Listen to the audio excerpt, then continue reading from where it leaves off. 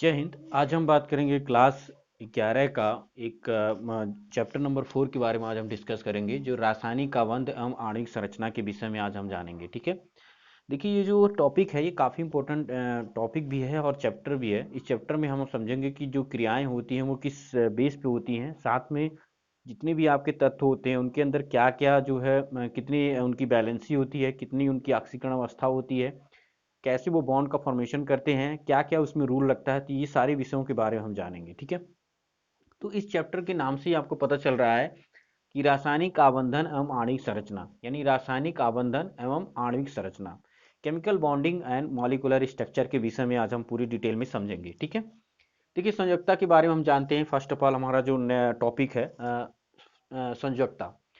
तो संयोजकता क्या होता है? संयोजकता का मतलब होता है कि कोई भी तत्व है उसके चारों तरफ जो जब वो कोई इलेक्ट्रॉन त्यागता है तो या तो उसके ऊपर प्लस चार्ज होता है, और जब इलेक्ट्रॉन को ग्रहण करता है तो उसके ऊपर माइनस चार्ज आता है।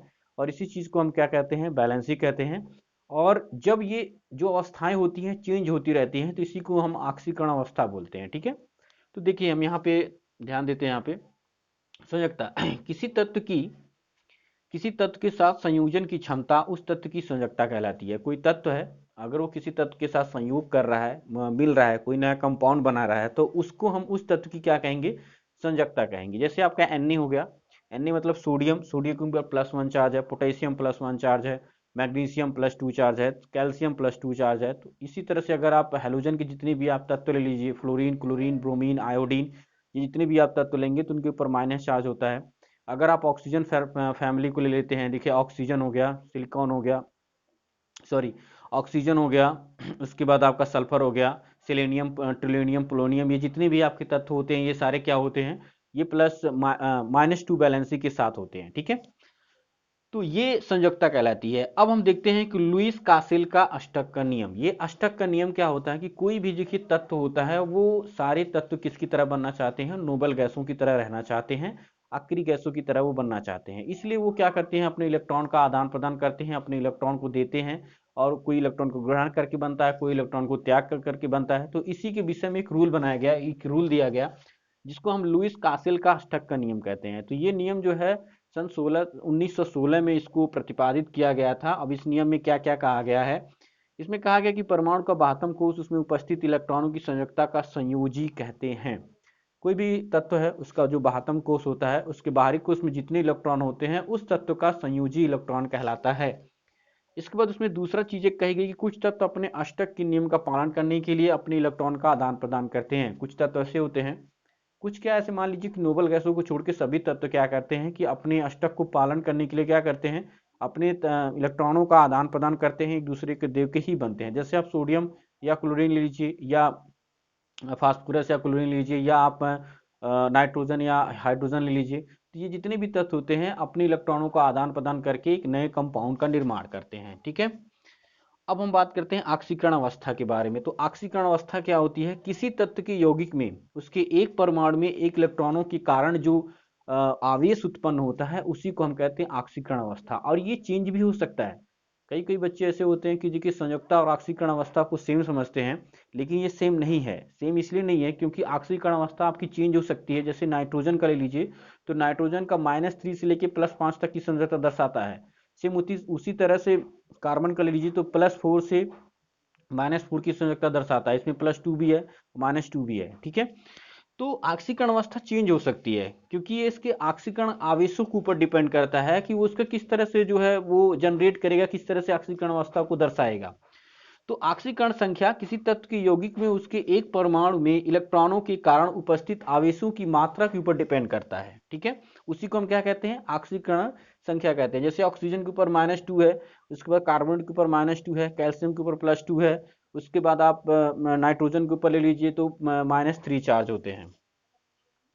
सिडविक का अधिकतम संयोजकता का नियम। ये सिडविक का अधिकतम संयोजकता के नियम के बारे में जानते हैं।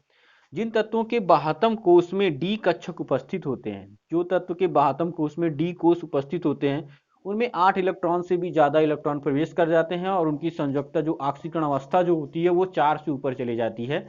जैसे अभी मैंने आपको बताया कि नाइट्रोजन के जितने भी आपके तत्व होते हैं, नाइट्रोजन फैमिली ले लीजिए, आप ऑक्सीजन फैमिली लीजिए, कार्बन फैमिली ले लीजिए, तो ये जो जितने भी तत्व होते हैं अपनी ऑक्सीकरण अवस्था से ज्यादा जो है ऑक्सीकरण अवस्था को प्रदर्शित करते हैं, और इनके कंपाउंड भी आपको देखने को मिलेंगे। जैसे आपका यहाँ पे फास्फोरस पेंटाक्लोराइड की बात करते हैं हम लोग, PCl5 एंड SF6, ये जितने भी कंपाउंड हैं ये इनकी संयोजकताएं अलग हैं। ये जितने भी एलिमेंट आपको देखेंगे ये सारे एलिमेंट आपको अलग अलग बिल्कुल नजर आएंगे। अब लुईस बिन संरचना के बारे में जान लेते हैं। किसी तत्व के अपने एक इलेक्ट्रॉन का आदान प्रदान करने की साझेदारी को हम लोग लुईस बिन संरचना कहते हैं। लुईस बिन संरचना का मतलब होता है कि कोई भी तत्व अपना इलेक्ट्रॉन जब आदान प्रदान करता है तो उसके बीच की जो संरचना होती है वो लुईस बिन संरचना कहलाती है। इसे इलेक्ट्रॉनिक बिंदु या इलेक्ट्रॉनिक संरचना भी कहते हैं। इसे क्या कहते हैं हम लोग, इलेक्ट्रॉनिक बिंदु कहते हैं या इलेक्ट्रॉनिक संरचना भी कहते हैं। ठीक है, तो यहाँ तक आप सभी को समझ में आ गया। ये जितने भी टॉपिक हैं काफी इंपॉर्टेंट है, आप इसको एक बार देख लीजिए। अब हम बात करते हैं रासायनिक बंध के बारे में। रासायनिक बंध क्या होता है, यानी केमिकल बॉन्ड क्या होता है, इसके विषय में जानते हैं। देखिए, कोई भी तत्व कोई जब यौगिक बनते हैं तो उन तत्वों के बीच में एक बॉन्ड का फॉर्मेशन होता है, तभी वो एक दूसरे से जुड़े रहते हैं। और आपको मैं बात बता के चलूँ, देखिए कार्बन जो होता है इसी बॉन्ड की वजह से एक श्रृंखला बनाता है, क्योंकि कार्बन अपने अपने तत्व अपने ही, जैसे कार्बन कार्बन की जो श्रृंखला बनती है बहुत तेजी से बनती है। इसीलिए हम ऑर्गेनिक पढ़ते हैं, ऑर्गेनिक केमिस्ट्री जो हम पढ़ते हैं इसी वजह से पढ़ते हैं। वैसे तो अगर देखा जाए कार्बन फैमिली के जितने भी तत्व होते हैं सभी बॉन्ड फॉर्मेशन करते हैं, बट कार्बन जो है बहुत बहुत स्ट्रांगली बॉन्ड फॉर्मेशन करता है, जिसकी वजह से क्या होता है कि तमाम तरह के यौगिक बन जाते हैं। और इनके यौगिक जो होते हैं, यौगिक का जो निर्माण होता है काफी ज्यादा समझ लीजिए कि बहुत जटिल बनाता है वो।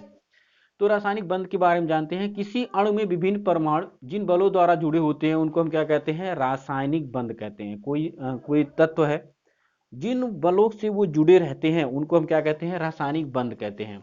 अब रासायनिक बंध देखिए यहाँ पे मैं 3 तरह के पढ़ेंगे। वैसे अगर आप आगे जाएंगे तो एक धात्विक जो है, धात्विक बॉन्ड भी आपको बताया जाएगा, जिसको हम मेटल बॉन्ड कहते हैं, वो भी आपको बताया जाएगा। लेकिन यहाँ पे हम 3 तरह के बॉन्डों के बारे में जानेंगे। जैसे पहला नंबर है आपका विद्युत संयोजक या आयनिक बंध। अब ये क्या होता है इसके विषय में जानते हैं। देखिए, परमाणुओं के मध्य इलेक्ट्रॉन के स्थानांतरण से जो बंध बनते हैं उसको हम लोग विद्युत संयोजक या आयनिक बंध कहते हैं। परमाणु है, कोई तत्व है, कोई इलेक्ट्रॉन है, अब उसके आदान प्रदान से अगर जो बॉन्ड का फॉर्मेशन होता है उसको हम क्या कहते हैं, संयोजक या विद्युत संयोजक बंध कहते हैं। ये ज्यादातर देखिए, ये बहुत ज्यादा विद्युत ऋणात्मकता वाले जो तत्व होते हैं, बहुत हाई जो है विद्युत ऋणात्मकता वाले तत्व होते हैं, उनके अंदर ये क्वालिटी पाई जाती है। जैसे सोडियम हो गया प्लस Cl, तो ये जब बॉन्ड का फॉर्मेशन बनाएंगे तो इनके अंदर इस तरह की फॉर्मेशन मिलेगा, यानी 281 287, और इस तरह का फॉर्मेशन बनाएगा NaCl आपका बनेगा। ठीक है,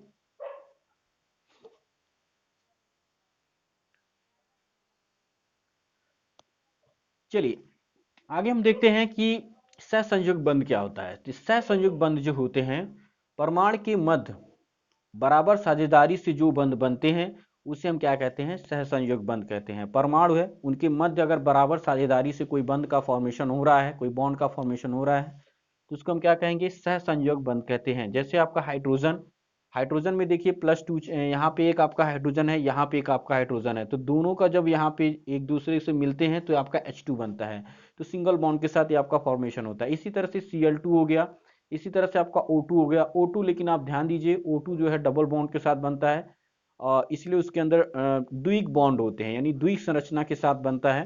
तो इस तरह से बॉन्ड फॉर्मेशन आपका होता है। अब एक चीज आप ध्यान दीजिए, सहसंयोग बंध जो है 2 तरह के होते हैं, एक होता है अध्रुवी बंध, एक होता है ध्रुवीय बंध। ठीक है, अब अध्रुवी बंध क्या क्या होते हैं कि दो समपरमाणु जिनकी विद्युत ऋणात्मकताएं समान होती हैं के मध्य बने आयनिक बंध, इनके आयनिक लक्षण नहीं होते हैं, इनको हम क्या कहते हैं, अध्रुवी बंध। जैसे दो समपरमाणु, समपरमाणु का मतलब हाइड्रोजन हाइड्रोजन के साथ अगर कोई अटैचमेंट हो रहा है, कुछ चीजें बन रही हैं, तो उसको हम क्या कहेंगे, अध्रुवी बॉन्ड कहेंगे, जिनके अंदर आयनिक संरचना नहीं होती है। तो यहाँ पे मैंने एग्जांपल भी लिख रहा है, जैसे आपका H2 हो गया, Cl2 हो गया, O2 हो गया, एक्सेट्रा। उसके बाद देखेंगे हम लोग द्वितीय वाला देखेंगे, द्वितीय बॉन्ड। अब द्वितीय बॉन्ड क्या होता है कि दो भिन्न भिन्न ऋणात्मक वाले परमाणुओं के मध्य बने आंशिक आयनिक युक्त गुण संयोजी बंध को हम क्या कहते हैं, उसको हम कहेंगे ध्रुवीय बॉन्ड। जैसे आपका HCl के अंदर जो बनता है, यानी सिग्मा प्लस और सिग्मा माइनस, यानी HCl का जब फॉर्मेशन होता है तो वहां पे क्या बन जाता है आपका, ध्रुवीय बॉन्ड के साथ ये सारे मिलके आपका फॉर्मेशन करते हैं। ठीक है, तो यहाँ तक आपको सारा चीजें समझ में आ गया। और ये मैं बता देता हूँ कि ये क्लास 11th का 4th चैप्टर है। ठीक है, केमिस्ट्री का काफ़ी इंपॉर्टेंट है। अगर ये चीज़ें आप समझ गए तो जितने भी आपके बॉन्ड फॉर्मेशन होते हैं, जितने भी, क्योंकि आगे चल के देखिए जब आप पढ़ेंगे इलेक्ट्रोकेमिस्ट्री पढ़ेंगे यानी वैद्युत रसायन जब पढ़ेंगे तो वहाँ पे आपको काफ़ी चीज़ें आपको अच्छे से देखने को मिलेंगी। ठीक है, तो एक बार इसका आप लोग स्क्रीनशॉट लीजिए, इसको देखिए, फिर आगे मैं बता रहा हूँ अभी।